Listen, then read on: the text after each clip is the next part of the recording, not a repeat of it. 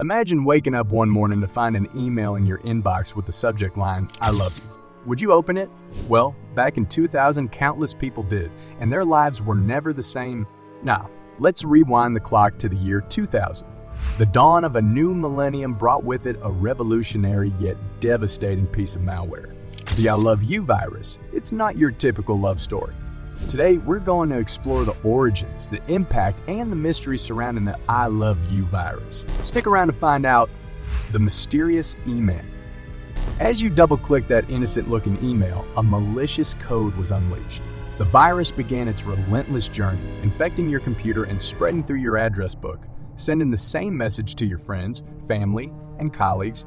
But why? Who was behind this notorious cybercrime, and what did they want? The identity of the hacker remained shrouded in secrecy, concealed behind layers of clever coding and digital deception. This enigmatic figure operated in the shadows of the web, leaving digital investigators scratching their heads. Panic ensued as the virus rapidly spread across the globe, infecting government agencies, major corporations, and individual users alike. The world watched in astonishment as the digital love letter turned into a nightmare. But who had the skill and audacity to execute such a widespread and impactful cyber attack? Was it the work of a lone wolf genius, or could it have been the creation of a cyber-criminal organization? The true motives behind this cyber-romantic caper were shrouded in mystery, and the world was left wondering, was it a declaration of love or a digital declaration of war? The answers were far from clear, and the intrigue only deepened. The I Love You virus was a digital enigma that challenged the very essence of the internet, leaving us with questions that would linger for years to come. In this digital age, where love letters are just a click away, the I Love You virus serves as a chilling reminder that even the most innocuous-looking emails can harbor the darkest of intentions.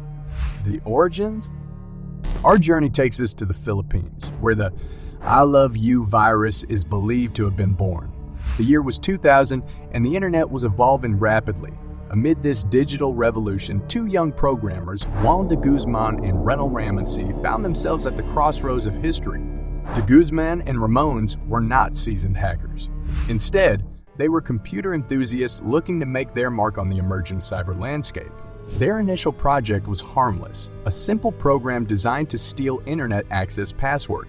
Little did they know that their project would spiral into a worldwide phenomenon. The I Love You virus started as a modest endeavor, but it quickly grew into a monster. De Guzman and Ramones, both in their early 20s, weren't prepared for the havoc their creation would unleash on the global stage. Their code would go on to infect millions of computers, becoming one of the most infamous computer viruses in history. Put yourself in their shoes. Imagine you're a young programmer with ambitions, working on a project that suddenly spirals out of control. What would you do? De Guzman and Ramones faced a moral dilemma as the world grappled with the chaos caused by their creation. The I Love You virus disrupted businesses, governments, and individuals worldwide. It wasn't just a digital prank, it had real-world consequences. The world demanded answers, and investigations were launched, but were De Guzman and Ramones the real culprits, or were they merely caught up in something much larger than themselves? This raises a vital question that lingers to this day. Were De Guzman and Ramones the true masterminds, or were they just pawns in a much grander scheme? The full extent of their involvement remains a mystery, making the origins of the I Love You virus even more enigmatic. Unexpected consequences. As the I Love You virus continued its relentless spread, it left a trail of chaos in its wake. The consequences were far more profound than anyone could have imagined. Millions of dollars in damages were incurred, and personal and professional lives were turned upside down. Just think about it. How would you react if your computer suddenly started displaying an I love you message and all your important files were irreversibly encrypted or lost? This was the reality for countless individuals and organizations across the globe. From major corporations to government agencies, no one was safe from the virus's impact. Critical infrastructure was compromised, causing disruption on a scale that had never been seen before. The I Love You virus was no longer just a prank. It was a full-blown crisis. Cybersecurity experts scrambled to analyze the virus, understand its capabilities, and develop countermeasures. They were faced with a cunning adversary, a virus that leveraged social engineering to spread rapidly and successfully. The stories of individuals who fell victim to the I Love You virus were heart-wrenching. Imagine losing irreplaceable family photos or critical work files. Lives were disrupted and trust in digital communication was shattered. The I Love You virus served as a wake-up call to the world. It highlighted the vulnerabilities of the digital age and the urgent need for robust cybersecurity measures. In response to the crisis, organizations and governments worldwide reevaluated their cybersecurity strategies. The aftermath of the I Love You virus saw the birth of initiatives and legislation aimed at combating cybercrime. It was a turning point in the history of cybersecurity, a moment that forced the world to take the digital realm seriously.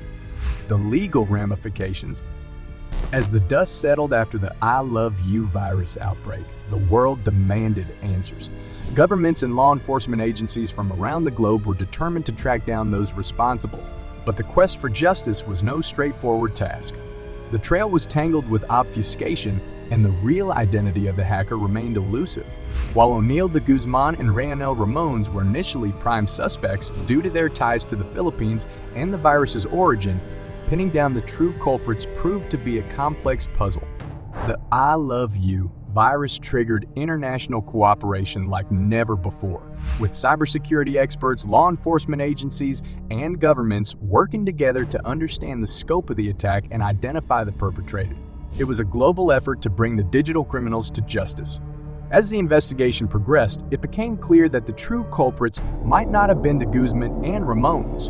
They might have been mere pawns in a larger game, possibly manipulated by more experienced cybercriminals. While legal proceedings were initiated in the Philippines against de Guzman and Ramones, the case ultimately fizzled out. Both men were never convicted of any wrongdoing. The true masterminds remained hidden, leaving the world with a sense of justice denied. The I Love You virus served as a turning point in the discussion of international cybercrime. It highlighted the limitations of existing laws and the pressing need for comprehensive cybersecurity legislation.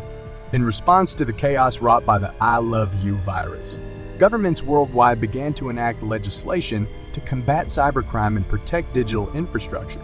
It was a collective effort to ensure that such a global cyber catastrophe would not happen again. Lessons learned. The I Love You virus was more than just a digital disaster. It was a watershed moment that forced the world to confront its vulnerabilities in the digital age. As the chaos subsided and investigations continued, lessons began to emerge. One of the most significant lessons from the I Love You virus was the importance of proactive and robust cybersecurity measures.